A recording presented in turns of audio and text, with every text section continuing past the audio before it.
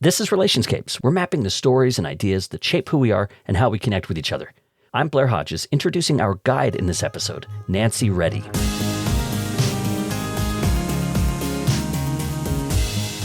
That whole approach to motherhood, the idea that it was a kind of professional practice, something that could be studied and done and improved, sucks the joy out of it. It prevented me from actually connecting with my baby. And if you're always trying to study and improve and do better, it's really hard to just actually be where you are.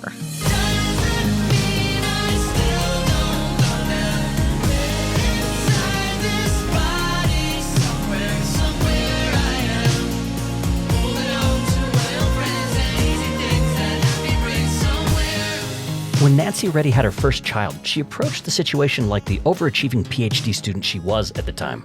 She went to find the best research on parenting, studied it, and then tried to apply it so that everything would work out perfectly. The problem is that a lot of the research she found about caregiving and attachment turned out to be based on flawed lab studies, sloppy research, and so much misogyny. Nancy joins us to talk about the problems she found and to offer alternatives that can benefit parents today. And also maybe she'll give us a better perspective about what our own parents were up to. We're talking with Nancy Reddy about her new book, The Good Mother Myth, Unlearning Our Bad Ideas about How to Be a Good Mom.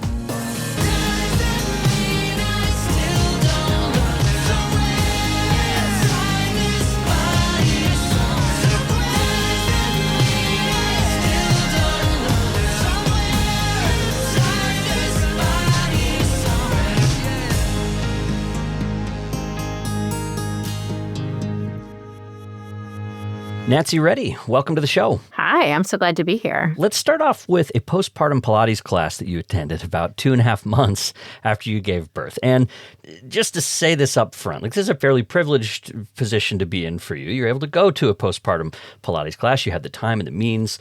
But your life as a mother at this time was complicated. And I want to start there. I actually thought I'd have you read from your own book this account of what was happening in this Pilates class. Yeah, I'm laughing a little bit now just because the project of postpartum Pilates is such a, speaks to the kind of cultural milieu. Yeah. But in any case. Not going to say I've never been to one myself. Yeah. I'm glad that you brought me into the classroom. Yeah, so I can set the stage just slightly, which is that we lived in Madison, Wisconsin when my kids were born. I was a graduate student, and there was a natural parenting store where I had gone to prenatal yoga. They had a consignment store for kids' clothes and maternity stuff. They had a breastfeeding clinic there. It was a really wonderful, supportive place, and it also is a little bit a caricature of a certain kind of parenting style. Yeah. And my son was born, and nothing was as I had imagined or expected it. And so one of the things that I did to try to figure out how to do things correctly, which was my obsession when I was first a mother, was to go to this postpartum Pilates class. Okay. The instructor asked us each to share a birth story. When it was my turn, I started my story by sobbing, which surprised me because the birth was the one thing I felt I'd done well. I'd followed my birth plan, low intervention, no drugs for pain relief. That roaring birth, those peaceful 3 days in the hospital, were the last time I'd felt like a good mother. Another woman in the class gently told me about the postpartum depression group, how the group helped her work through those first dark months of motherhood. I'd seen photos of that group on the store's website. I'd looked at those women and thought, it's good that they got help. I didn't think that their faces had anything to do with me. My bad feelings, the way my whole body buzzed when I was away from the baby, the tightening across my chest when he cried, didn't belong anywhere in what I understood to be the domain of postpartum depression. Postpartum depression had been explained to me as an extension of the baby blues, and I'd imagined it as a kind of photogenic weeping, selflessness made of love for the baby. So when my bad time didn't feel like that, I figured that what I had was more like postpartum being a bad mother. Or, I'm glad you're laughing because I do intend for this to be a little funny. It's so funny and sad, at the same time I did see it. Yeah, exactly. Yeah. Or postpartum being an asshole who shouldn't have had kids anyway. And I saw that was coming up too. It would take me years to learn that postpartum depression is just one condition on the spectrum of postpartum mood and anxiety disorders with complex and varied symptoms. Even today, postpartum mood and anxiety disorders frequently remain undiagnosed and undertreated. amounting to what Postpartum Support International calls a silent health crisis. Because I understood my own feelings as a personal failing, I didn't know how to ask for help. It was only later that I could hear what that mother at Pilates was saying, that I was one of them too. She was being gentle, but she was saying, I can see that you are struggling. You should get help, and this is how. In all those months, the only one who really saw me was a fellow mother, and I couldn't hear her. This passage is important because you bring yourself into this book. You did a lot of research for this, but it's a personal story. Yeah. And what you're describing here is not being able to hear yourself or hear what was happening with you because of it was just drowned out by all the cultural noise about what moms were supposed to be and what they were supposed to feel. Yeah, absolutely. And you decided, as you noted, to have a baby during graduate school while you were earning your PhD. That's a really bold move. Did you wrestle with that, or was it just kind of something you'd already planned on? That's a good question. I think in part, I'm a deeply stubborn person and also pretty ambitious. So it took me a long time to really be able to name that as something in myself. And writing this book, we can talk about that later, maybe actually really helped me to name ambition as a value. Do you think women are sort of enculturated against that, right? Like women are supposed to 100%. just do their thing, and otherwise you're like Yeah. taking up space that you shouldn't be taking up. Yes. I mean, I was certainly raised, I was raised, as I write about in the book, largely by my mom, who was a single mom for much of my childhood.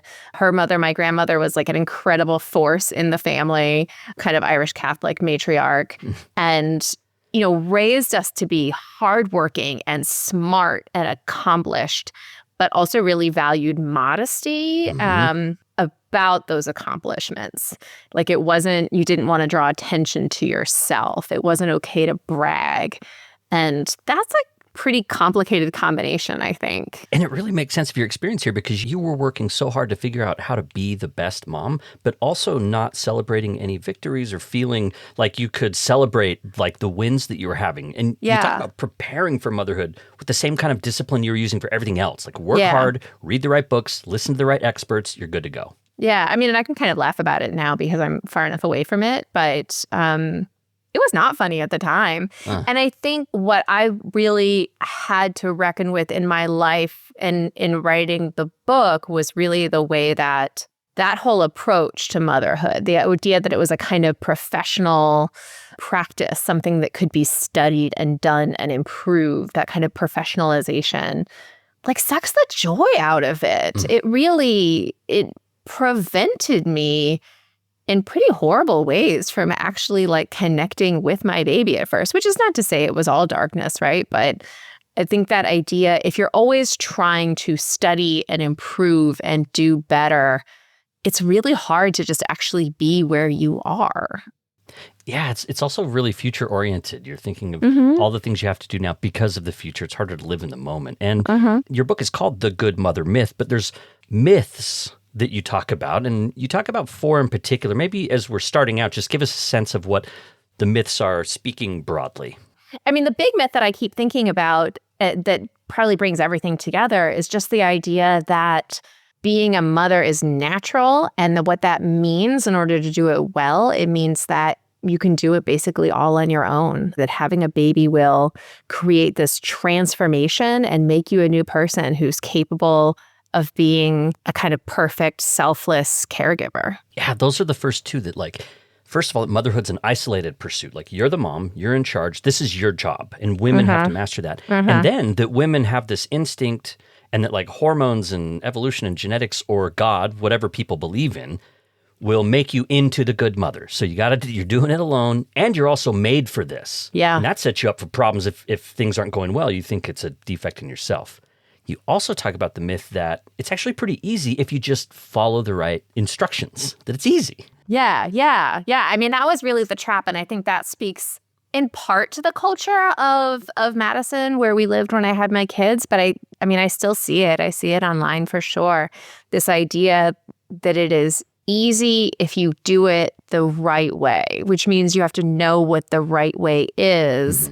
And that requires a certain amount of practice and study, and also probably buying things and having access to services. Like in order to be the right kind of natural mother, you need the right kind of wrap.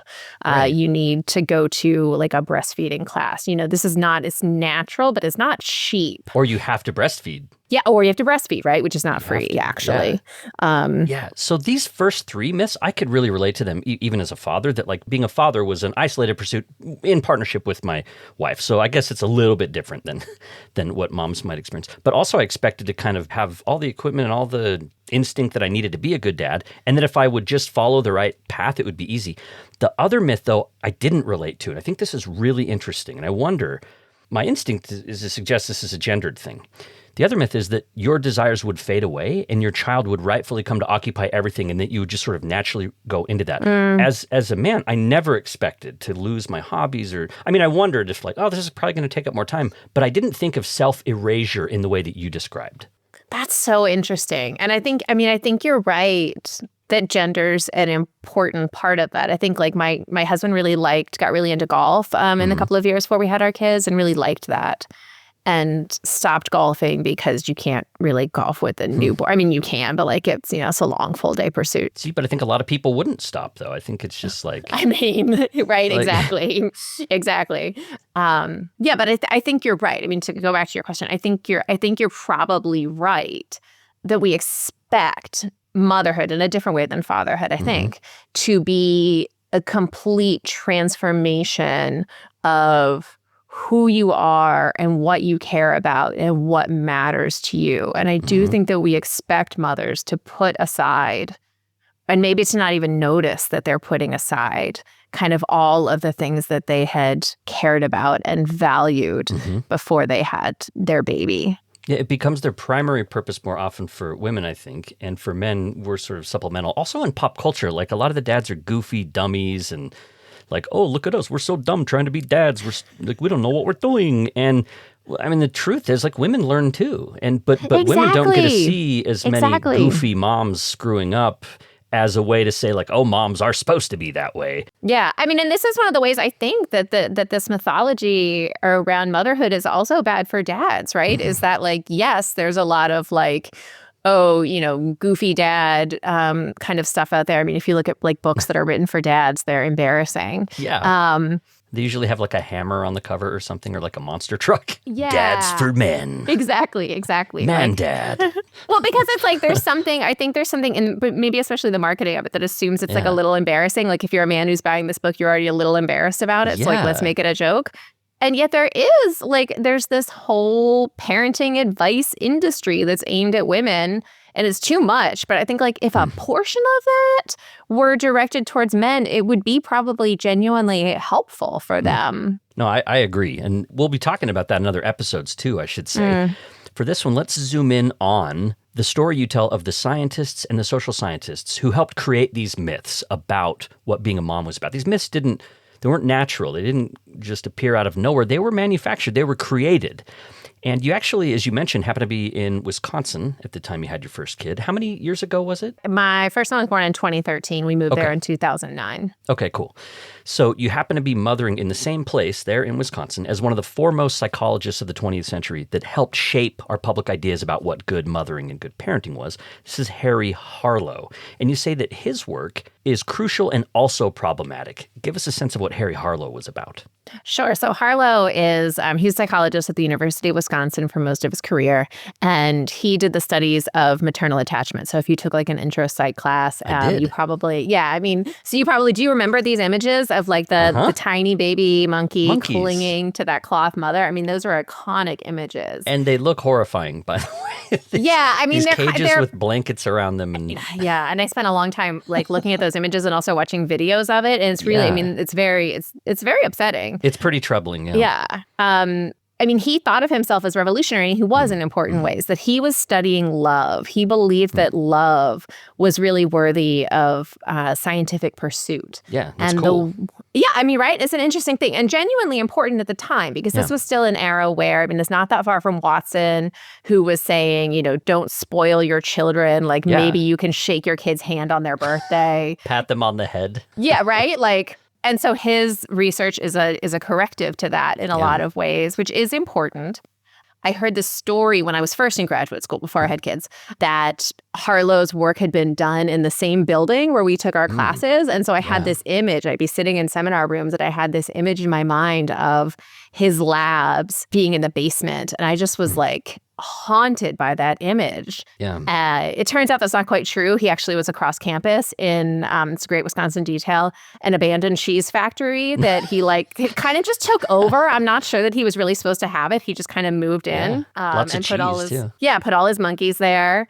And describe for people, so basically he made these wireframe moms. He's like, let's find out how these monkeys interact with their moms. So he made a wireframe mom where they would feed. So they'd get their food from this wireframe, very harsh, that you wouldn't want to cuddle up with. Yeah, it's just kind of like a wire cone. Yeah, then this mom-shaped thing with blankets around it that I think was warmed as well, right? Yes. And he found that the monkeys would gravitate to that, so they'd eat, but then they'd go over to the comfy mom for love. Exactly. Yeah. So there are a couple of different experimental conditions, but he was trying to figure out which mother will they cling on to? Yeah. Is it the one who feeds them or the one who comforts them because she's soft and she's warm? And it's the one who provides comfort. Even if there's not food there, it's the one who provides comfort. I mean, he has these graphs where he'll show, they would cling to those cloth mothers for 18, 20 hours a day. They'd get panicked if they were isolated. That's the thing, right? I mean, this is a study that purports to be about love, and his finding is that contact comfort is an important variable for love, which again is important, right? And that is true. That is absolutely true. But one of the things that I'm kind of obsessed with in general and that I really thought about in this book is experimental design. It was in order to design an experiment that was clean enough methodologically, he had to have something he could put on a graph. And so that meant in part designing these surrogate mothers and then saying that, those babies had mothers, they had actual mothers. Exactly. And so he's separating them from their actual mothers to test this kind of wild wire mother, cloth mother protocol that he's set up. And the thing people might take away from this is constant availability, the monkeys could always access the mom. Contact was the key, and being soft and being available. So as you said, he was challenging these long-standing kind of harsher ideas about parenting, very austere, no hugs, no kisses, treat them very at a distance so they grow up properly. But he also found these monkeys ended up growing up very maladjusted. None of them had good outcomes. They were very antisocial and it ruined the monkeys. Yes. And in the first round of research, the first time he presented it, he was like, we are now in contact with the nature of love. And then it turned out that was not true. Those babies were really damaged by not having actually any social interaction. And so it turns out, he said he'd created this perfect, she's soft, warm, tender, available 24 hours a day. And very quickly, both Harlow and the popular press jumped to saying that's what mothers should be, human mothers. They're setting us up for the Leave It to Beaver model of mom at home, constantly available, dad being the provider in the workplace, mom being the nurturer. Exactly. And it turns out that's not good for monkeys or or humans, Yeah, and see, Harlow couldn't do it on his own, right? His theories wouldn't stand on their own. He needed some help. He needed some other people to kind of be in on the project. And you talk about the British psychoanalyst John Bowlby, who was cooking up a theory of parenting that is still around today. It's called attachment theory. And as a new mom, you didn't know Bowlby's name, but you do say his ideas were everywhere around you. So how was it playing out in your life, the idea of attachment theory? And you can tell us a little bit about how Bowlby came up with it. Sure. So attachment theory is really the idea that what a baby most needs is a secure attachment with one primary caregiver. So really, defenders of Bowlby point out caregiver, but he said mother, all the time. That is who he was imagining. He was a lifelong crusader against daycare. He meant very specifically the biological mother needs to be available for her child all the time. And I wouldn't say that I personally was totally bought into that. I grew up going to daycare. I always planned to send my own kids to daycare. But I do think one thing that is pretty pervasively accepted in our culture is the idea that those first couple of years are kind of the make it or break it moment, that your child's entire psychological and physiological and their social emotional health, everything is made in those first 3 years. And that if the parents mess it up, something is broken forever. And early childhood is obviously important, but I think that attachment theory also really underestimates the resiliency of children and also the resiliency of that relationship that you can mess up and you can repair is something that I think doesn't get discussed enough. And also, if you're just talking about like adverse childhood experiences is something that like social workers and others absolutely analyze, right? That they can trace effects from that. But you also have to tie in things like class and race and all of the different things that affect a person as they grow up, so that adverse childhood experiences can affect people differently depending on the resources that they have growing up and all kinds of other variables. So I did like how you were exploring attachment theory and pointing out some issues with it, while also recognizing like, yeah, I mean, this is an important developmental stage. Yeah. So you felt like as a mom that you had to be focused entirely on your baby and be satisfied with that. And one of the biggest troubles that you had is you didn't feel satisfied with that. And that started to make you feel guilty. Like, oh my gosh, I don't maybe want to be available to this baby 24 hours a day. And that's all I want to focus on. And then guilt or shame comes in. Yeah, absolutely. And I think that's really, I mean, it's one of these things that as we sit here, and it's years since my kids are not babies anymore. I'm much better rested than I was back then. Like I am able to look at that with a kind of distance. But I did really believe that. I really believed that my job as the mom was to meet all of my baby's needs, that I should be able to, care for him when he cried, just immediately know how to soothe him, that when he woke up in the night and needed to eat, that I should be the one to get up and nurse him. I so bought in, it's hard to believe now, but I was so bought into the idea that was both possible and optimal.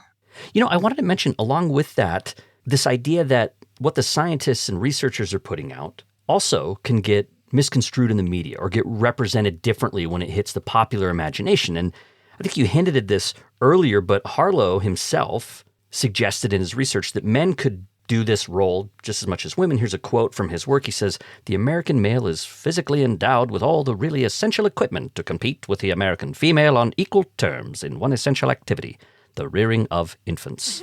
And you point out that most reporters focused instead on that really memorable image of the baby and the cloth mother. And they just skipped over this other stuff of like, you know what, actually a connection with somebody is what matters. That's not what the press focused on. Yeah. I mean, and even in Harlow's talk, that's like the very end of the talk. It's kind of a little footnote. And I think that moment arises from, I think, a lot of specifically economic anxiety in that time period and the concern that maybe women were going to overtake men in the workforce. So if you somehow ended up in a situation where you had a female breadwinner, actually the father could do okay at home. But I also think it's important to note that, I mean, Harlow might have believed that, I think, but he certainly didn't do it. Like, he did not do much raising of his own children at all. I mean, he had 4 children total, 2 each with each of his wives, and he seems to have not spent much time with any of them because he devoted his career to telling women how to mother. Yeah, he didn't come off like the best dad in the book, I have to say. And you also mentioned this post-war context when this was happening, like women had gone to work during the war, and now there was this drive across America to get them to go back home. Men wanted to go back into the workforce and not have this sort of diversity that cropped up during the war. Talk about that context. This post-war period, it feels to me, I mean, as you say, so this is a period during the war. You know, a lot of men are overseas fighting. A lot of American women are working in the war effort. A lot of them are mothers. There's a lot of children in daycare, a lot of state-supported daycare. And it feels to me like this moment, this post-war moment of radical possibility. Like, we could have had an entirely different America from that time. And that did happen. So much of Europe really expanded the social safety net at that point. And in America, we really kind of had the opposite impulse of going back to, in some ways, a way more conservative and kind of regressive model. And the science that I'm looking at is really informed by responding to those economic and cultural imperatives. I mean, I think part of why Harlow's work was immediately so popular is that it reaffirmed what a lot of people wanted to believe. It fit with an agenda at the time about where women should be and what their work was, and that it was at home with their children. And a big part of that message, too, you point out, is that culture, American society, the success of the country in a global context hinged on mothers doing their quote-unquote jobs at home. So it was also a social mission, like mothers are the backbone of America. This is why we need them back home. So that's a lot of pressure. It really is. I mean, and this is a long story in American history, right? Like you can go back to the Revolution, you can look at the idea of Republican motherhood and that education for women was important if it enabled them to raise the next generation of citizens. This is not a totally new idea in the post-war era. What I'm especially interested in is the way that this idea about women's role in like taking care of American culture and American economy really it became encased in science. So it's not just whoever saying that the most important job in the world you can do is with your kids. It's also science says, you will mess up your baby if you send him off to daycare. So, all right, you've talked about Harry Harlow and John Bowlby. They're not the only ones. You also talk about Mary Ainsworth. This is another really important person who helped develop attachment theory. Talk about her experiments, kind of how she took that idea of attachment styles and really amplified it. Yeah. So Ainsworth is a really fascinating person to me. She's Canadian and American psychologist. And she first worked with Bowlby in London. And I mean, she is the originator of attachment styles. So if you've ever seen like an Instagram post about someone's anxious, avoidant attachment, that's her work. So attachment styles as a field of research emerges from her studies in Baltimore and before that in Uganda. She did in Baltimore at Johns Hopkins she did year-long observational studies. There were like 26 women that were selected as a study. They were new mothers. She and her team went into their homes and observed. And what they were trying to understand was attachment. How effectively did the mothers respond to their baby's needs? And then from there, she recruited those women to come into the lab, and she designed this laboratory protocol called the Strange Situation that's meant to test your attachment style. So the baby's brought in with the caregiver. They was the caregiver, but they made mother. They're in a room. You point out, even when they were doing the experiments, only mothers would have been able to like be involved anyway. So Exactly. Yeah. So she does this study that proves or purports to prove that your attachment, like the quality of your attachment to your caregiver in your first 18 months to 3 years determines like how you'll build relationships for the rest of your life. Yeah. And it's like basically the mom leaves the room and they see what the kid does while the mom's away. Yeah. And then how they respond on return. Yeah. And I mean, it's so interesting to me because she designed the original. So she does this observational study. It's a year-long study. And they designed it to test caregiving, but they also designed it so that they came at all kinds of times of the day, except in the evening. So like they designed it so they would never be able to observe shared caregiving. Yeah. And I just feel like if you claim that the primary caregiver is the most important one, but your research protocol prevents you from ever observing another caregiver, you haven't really proven that.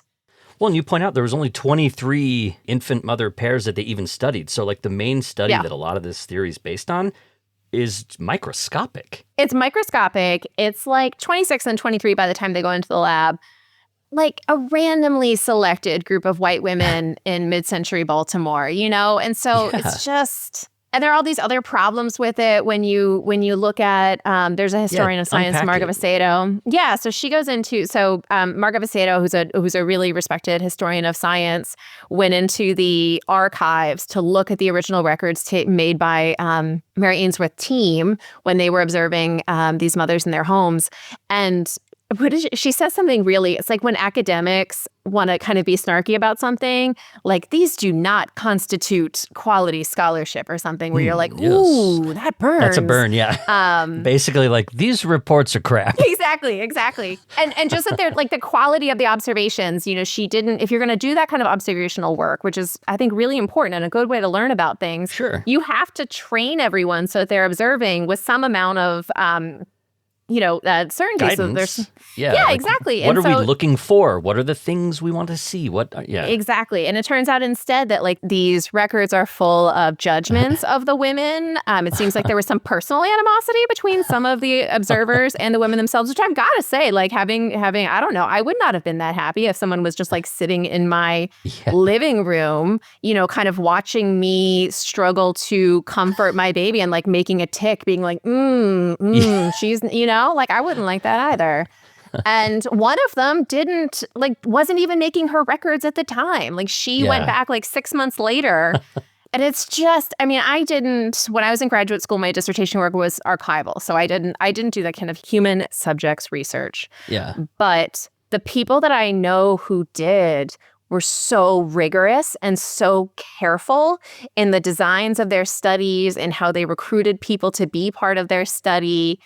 And the Baltimore study just doesn't live up to that kind of rigor. And so, I mean, for me, that in a way is really freeing to be able to say, like, well, you don't need to worry about your baby being anxiously attached because that's not really a thing. You should think about, like, how are you connecting with your kid? Yeah. But if you see some sort of scoldy thing on Instagram or somewhere about anxious attachment, like, you can just free yourself. Like, it's not real. If only you could go back in time, because you say that the first few months with your baby, there was a lot of misery there. There was so much sleep disruption for you, postpartum depression, feeding difficulties that you encountered, social isolation, especially a person like you that was in the academy and like going to class and really connected with these communities. And suddenly you're here in this alone with this baby, and you were worried about going back to campus.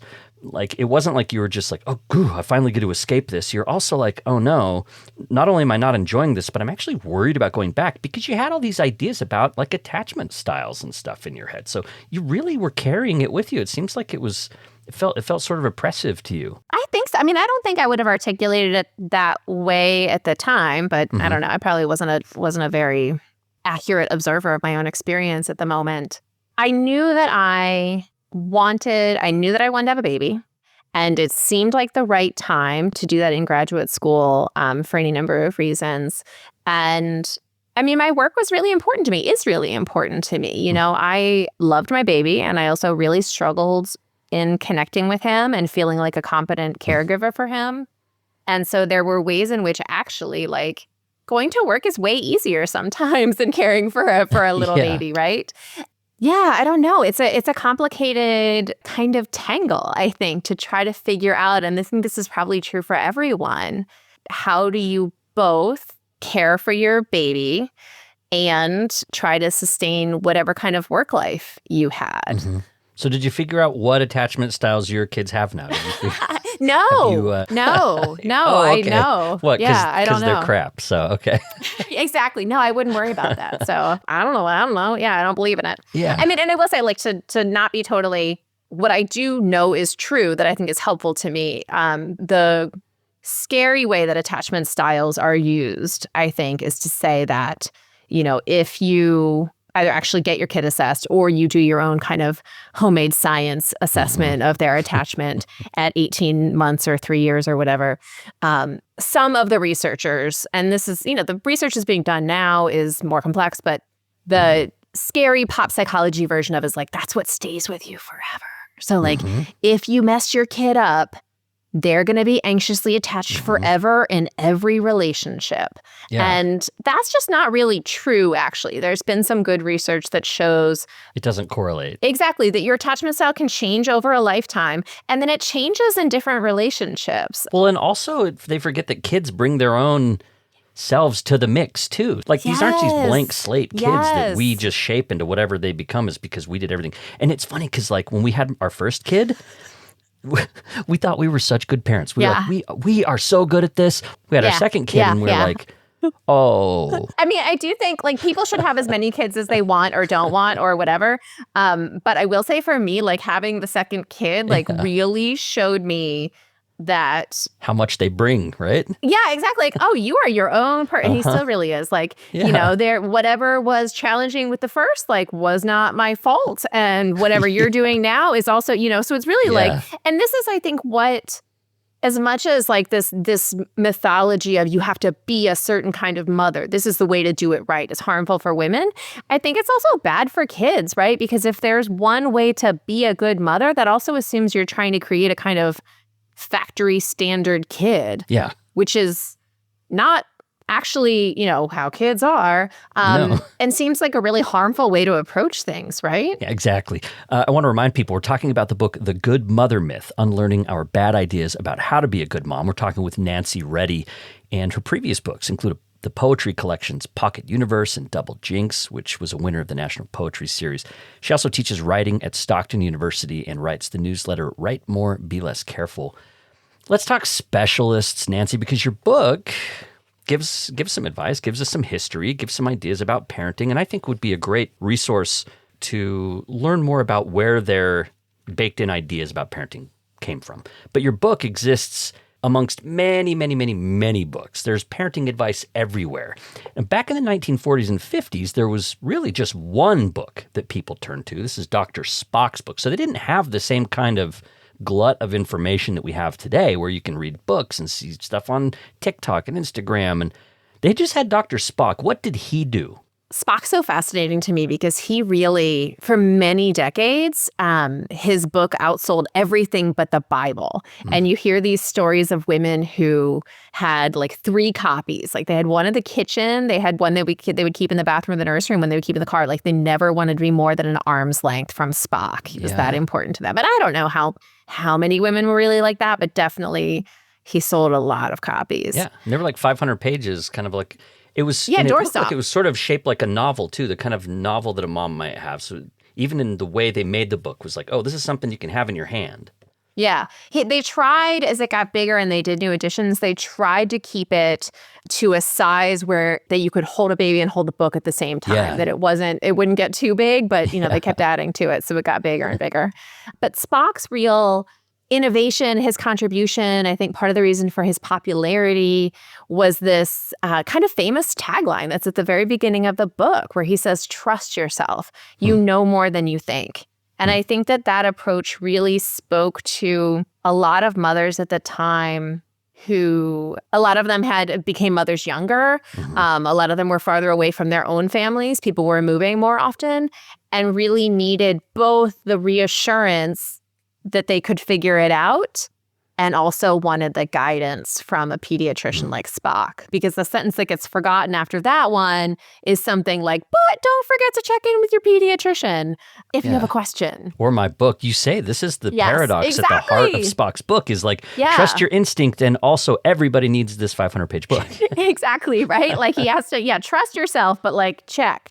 Ladies, we've got a big index. You can look up any problem you're having. Yeah, so his approach to how to raise kids was really particular and also told women to rely on their instincts. And you say that unlike a lot of the other scientists that we've discussed so far, that Spock did maybe a little bit more often try to listen to some of the criticism from women themselves and try to make some updates to his work. So talk about some of the feedback and how that worked with Spock, that he was a little more plugged in, because even in some of these earlier things, we're not talking about women who were robots all along taking whatever theory comes their way, right? There was always women who would try to follow the theories that were being put out there and just be like, this isn't fitting. What the heck is this?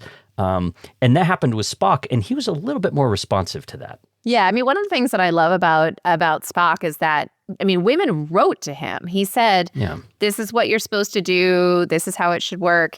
And women wrote back when they had questions or when they had problems or when they thought he was wrong. And he really did, over the course of the many editions of his book, make changes based on that feedback. There's a lot of stuff it took him a long time to get. There was a lot of stuff he kind of never got. But he did attempt to listen to women, I think, in a way that actually makes him very different than many of the other scientists that I studied in the book. Can you think of any examples off the top of your head about anything where women might have challenged him and where he might have listened to that?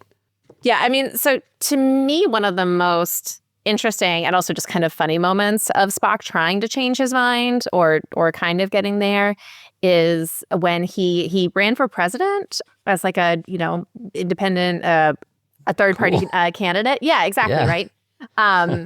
So we ran for president, and he was trying to secure the nomination from the National Organization for Women.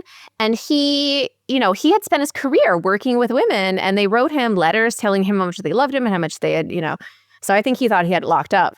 And they booed him like off the stage.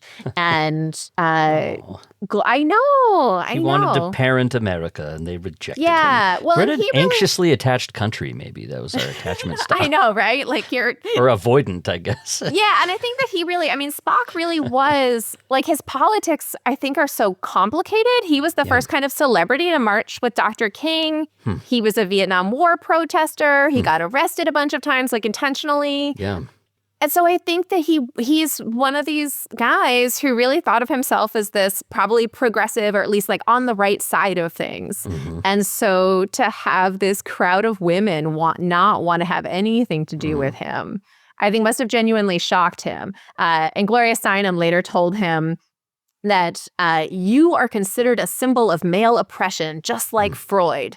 And I think that probably really shocked him. Yeah. And he tried to come around. He tried to come to grips with that and kind of recant, but he couldn't quite get the whole way there. He couldn't quite, I think, get his head around why women of the 70s didn't love him in the way that maybe an earlier generation of women had loved him. And then for all his progressiveness, you also point out he ended up divorcing and getting together with a woman who was 40 years younger than him, his second wife, and having her, he kind of erased his wife's imprint and contributions to his work as well. And so, and then he wasn't a very good dad either. So, I know, on a personal level, it really doesn't end with a happy ending for Spock. It's wild that so many of these men who were so central to the science and the public face of motherhood, like raised children who wanted very little to do with them in adulthood. Mm-hmm.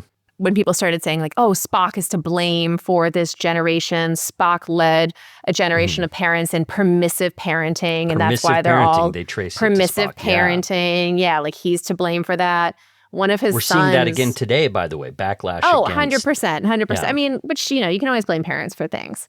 But one of his sons wrote this article defending him, that said basically like, no, Spock, he was not a permissive parent. Like I don't think he ever hugged me. And I'm like, whoa, that's not really much of a defense.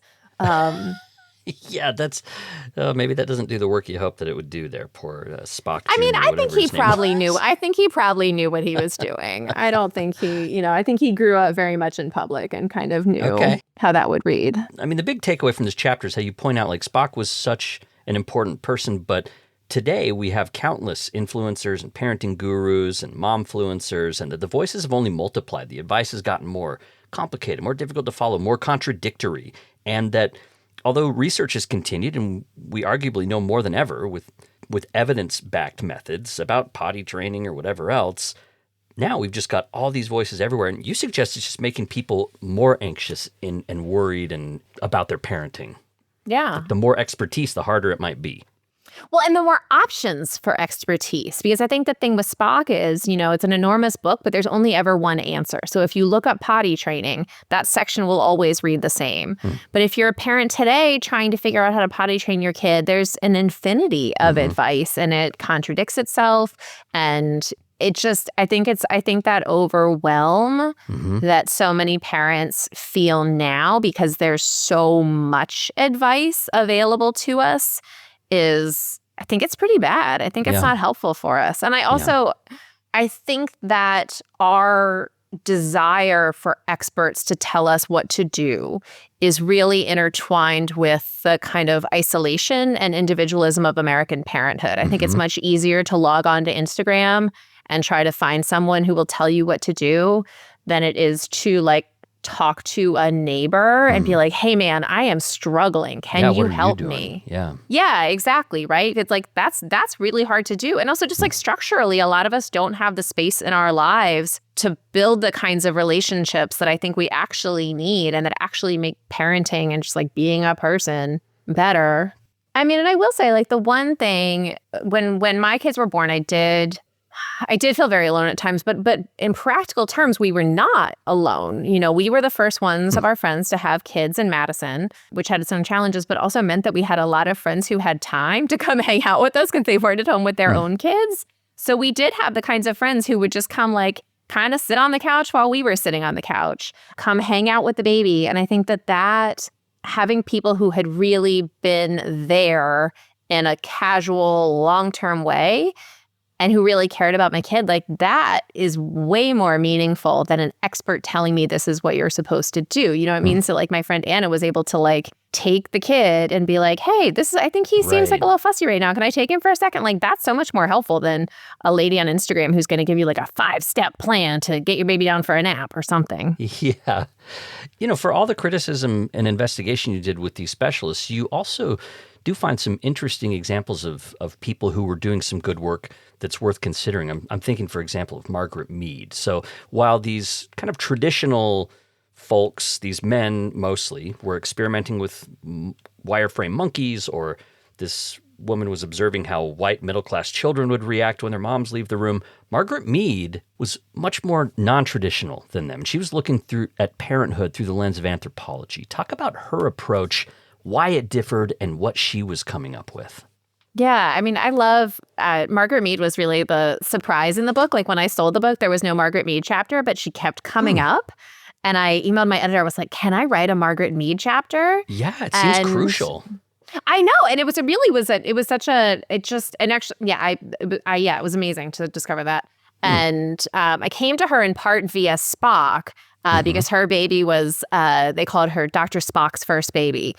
He was trying to build up a pediatric practice in New York and found a kind of clientele of like academics and intellectuals. And I mean, some of the stuff that Spock did around like breastfeeding on demand that was very unusual for the time was in part because that's what Margaret Mead had wanted to do. And she was like, okay, I want you to be my baby's doctor, but here are some things that we are going to do. And those ideas for her really came from the work that she had done as an anthropologist as a very young woman when she went to Samoa. And she was trained to really observe, to really spend time in a place, to get to learn a language, to get to learn a culture. She did participant observation. So she really was part of a community. And certainly there are like problematic things about Margaret Mead and how she talked about Samoans. But what I really found fascinating and encouraging about her is that she came back from this research with pretty radical ideas about how to be a parent and how to make a family. When she had her daughter, they always shared a home with other families. She kept working and she really carefully surrounded her daughter with other adults and other families. She talked about it as being a composite household. Which is just such an appealing. I mean, can you imagine if you were raising kids and there were always other adults around, like not just your partner, but like other people too, who you could just kind of pitch in and help? Yeah. She also was involved in some debates with Bowlby earlier on. And her response to Bowlby specifically, who was so obsessed with a primary caregiver, was that actually babies did best and children did best in the care of many warm, friendly people. And I just love that as a way of thinking about family, that actually one person is not only is it not optimal, it's not enough. Like all of us need many warm, friendly people. Yeah, she really knew from her research that there are many different ways to make a family. And this exclusive mother-baby emphasis could actually be dangerous and could be unhealthy for kids depending on the circumstances. And you point out her theorizing was reflected in her personal life. You mentioned having allo-parenting is like the technical term that comes up, sort of sharing the role of parenthood in a group rather than having these isolated people. She experienced divorce. She had kids. And also she was bisexual. Let's take a second to talk a little bit about that aspect of things for Margaret Mead. Yeah. So Mead's kind of she's fascinating for so many reasons. One of the things that I loved in the biographies and other things that I read about Mead is that she just was this incredibly unconventional person. She was married 3 times. And I mean, with each of her first husbands, I think she just kind of, she's like, oh, this has run its course. We were moving on to something else. In all of her marriages, certainly the first 2, she also had affairs with women. I don't know that she would have considered, I don't think she would have called herself bisexual. Yeah, I don't even think that was sort of on the radar, maybe. Yeah, I think that was not. I don't know what language she would have used for it. Yeah, good point. But there are these funny things where towards the end of her life, there was a New Yorker profile of her. And the woman she lived with, who was her also her co-editor for the column she was writing at the time at Redbook. And it was this very kind of Boston marriage, like, look at Margaret Mead and her close friend. And so she, she was very unconventional in her personal life. And she believed in free love. Like that was really a belief and a value of hers, that you didn't need to be constrained to, one romantic or sexual relationship. She was so you asked about her daughter. She was very close with her daughter throughout her life. And the one way in which this seems to have become a point of tension was a letter that she wrote late in her life, kind of saying, this is who I am. There are these other things about me you may not have known. And Mary Catherine, when she writes about it, is not hurt by the revelation. I don't think she's bothered at all by the idea of her mother having romantic or sexual relationships with women. I think she's just hurt that she didn't know. And there's this whole part of her mother's life that she wasn't part of, which I don't know. It raises these really interesting questions. I think like as parents, we always have things that we don't share with our kids and parts of ourselves. And I don't know. I think there's value in that. But Mary Catherine Bateson's book it's a beautiful memoir of having two parents who are really interesting, complicated people and trying to understand herself in relationship to them. Well, I found this part of the book extremely valuable. And also to point out that like all the parents you discuss in this book have shortcomings. Like, even Margaret Mead, for all the interesting ideas and theories and research and stuff that she did, that there were difficulties there too. Like nobody really comes out unscathed. None of our kids do, and I don't think any of us do. Yeah. I had really wanted Margaret Mead to be kind of the hero of this book. Like for a little while, I thought, like, if we can all just follow Margaret Mead's example, then we'll know what to do, which is kind of the irony of saying, actually, there is no one way to be a good mother. That even, late into the writing of this book, I was like, but maybe Margaret Mead knows how to be good. And it turns out, of course, that's, it's way more complicated than that either, that there are all kinds of things in her personal life that are kind of complicated and not ideal. She wrote an advice column for Redbook for a long time, and women would write in with all of these kinds of questions. And she was remarkably kind of conservative in her advice to them. She would write things like, well, go to college if you want, that way you'll have a backup, but really you should get married. And this is a woman who got a PhD in her 20s when no women were doing that.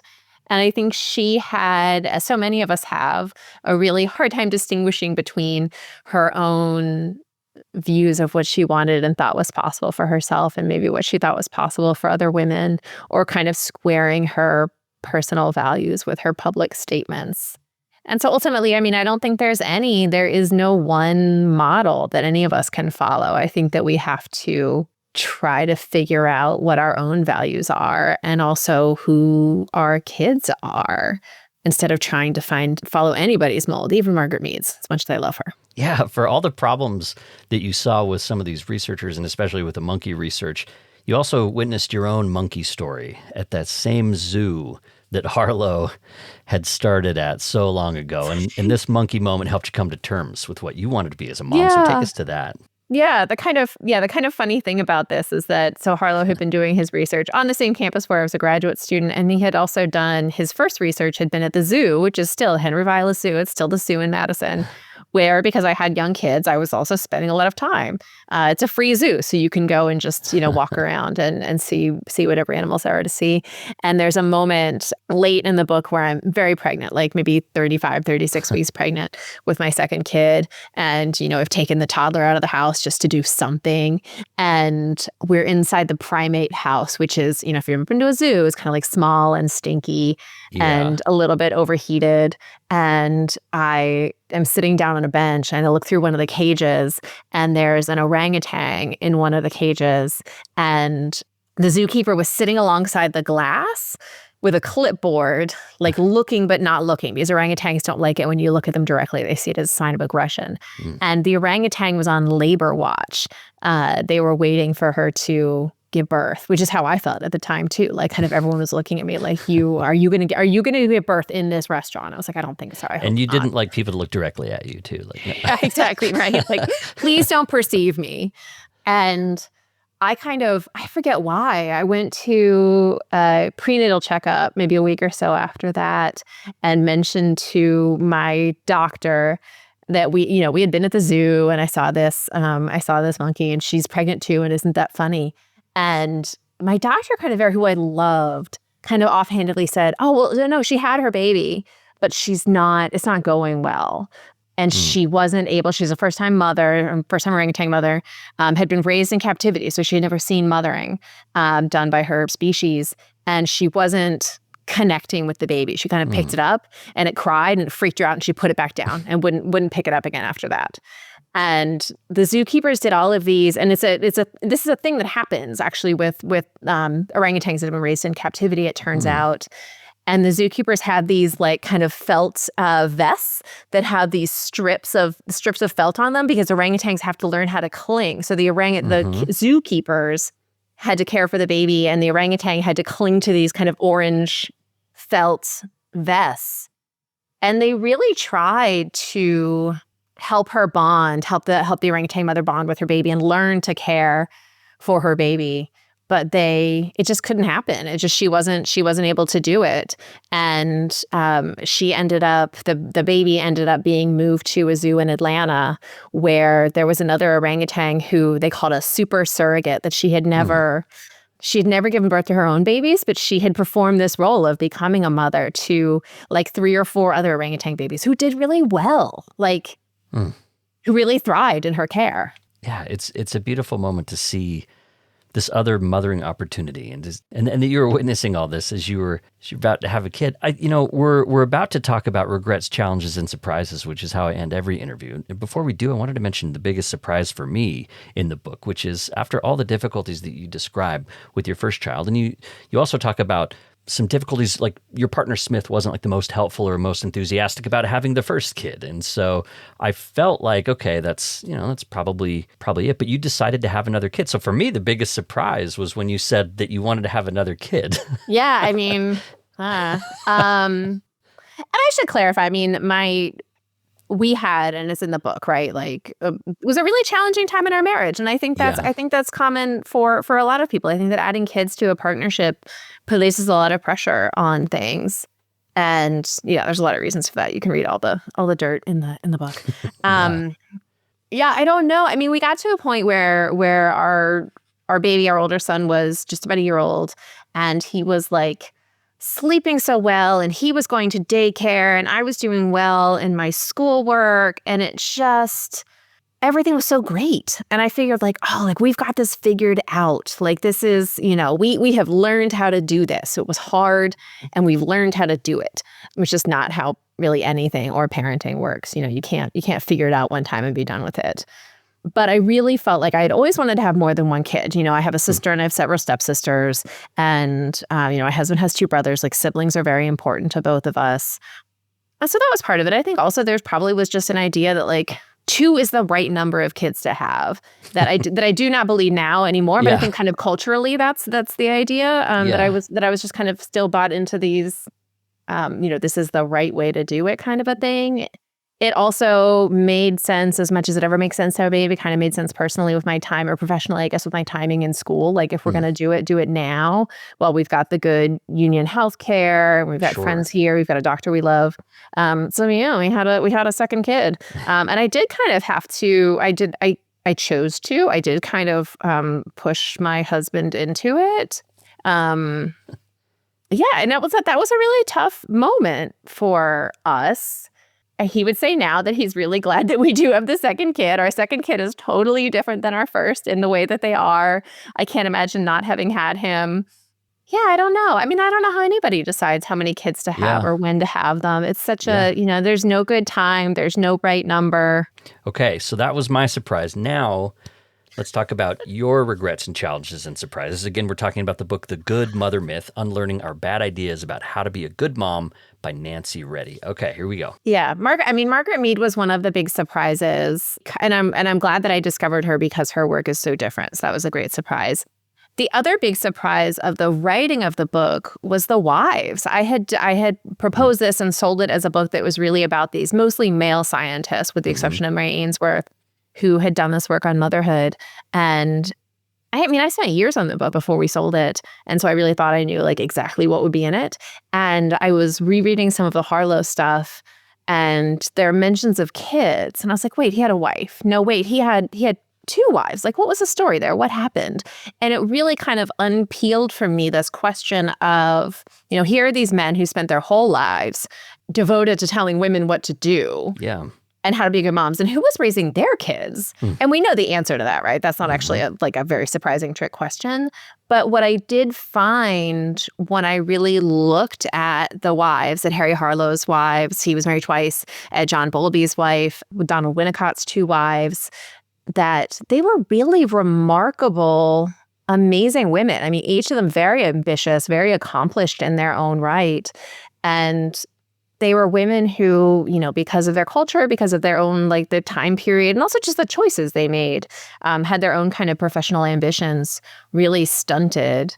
And that kind of sexism I don't think is really a surprise to anyone. But what was especially striking to me was just the things that they knew. And if their husbands had been able to listen to them, how different the science would have been. I mean, at the same time that Bowlby was, traveling around Europe and doing all this research and talking about, how easy and natural it is to be a mother. I mean, his wife was raising their 4 kids ultimately at home. And certainly, I mean, they were wealthy people. They had, staff, they had people to help. But she was writing these plaintive letters about how hard it was. And he really seems to have not been able to register that at all. And if he'd been able to listen, we'd have a very different kind of science of motherhood today, I think. I got one other question for you. In your acknowledgments, you say that your agent, Maggie Cooper, saw the potential in a very different proposal than what this book ended up being. And I just wanted to know what that was, what changed from what you originally envisioned to what you created. It was a much less focused book. I was like, here's some research about like the history of lactation. I really was trying to, I think, include every interesting thing I had learned. Okay. And just pack it all in. I know. It was like my theory of everything kind of a book. And it took, I think, maybe 3 times for Maggie to say, in a very like kind and gentle but clear way over the course of several months, to say like, well, what if it were simpler? What if there were like one, researcher per chapter? What if? And it took me, I think, until the 3rd time where I could hear her and be like, oh, I'll have a Harlow chapter and then I'll have a Bowlby chapter. And once I could figure that out, the structure of it really came together.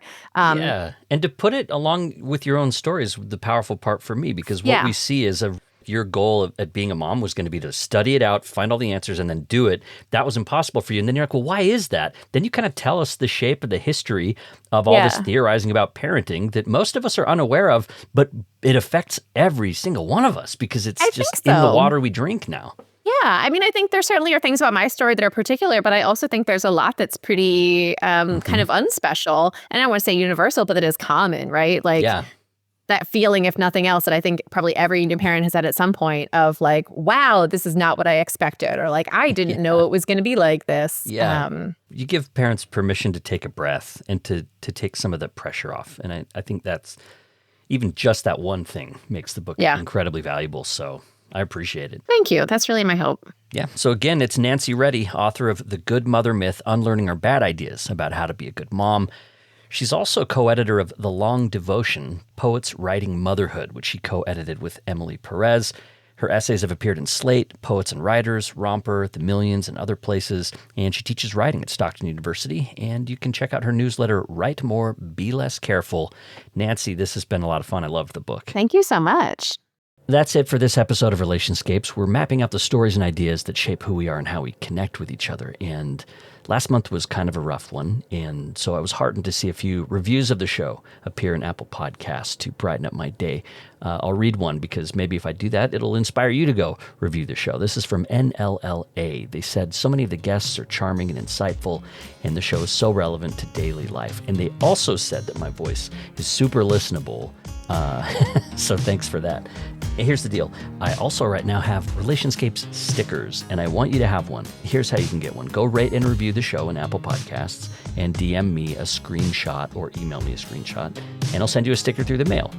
As long as the Postal Service still exists by the time you're listening to this. I'll be doing that until the stickers run out, so don't wait. People can also rate the show in Spotify or Pocket Casts. Mates of State provided our theme song. Relationscapes is part of the Dialogue Podcast Network. I'm Blair Hodges, and I'll see you again soon. Maybe I'll see you again right now if you want to go back and listen to an episode from the archive. Then we'll see you right now. Let's go.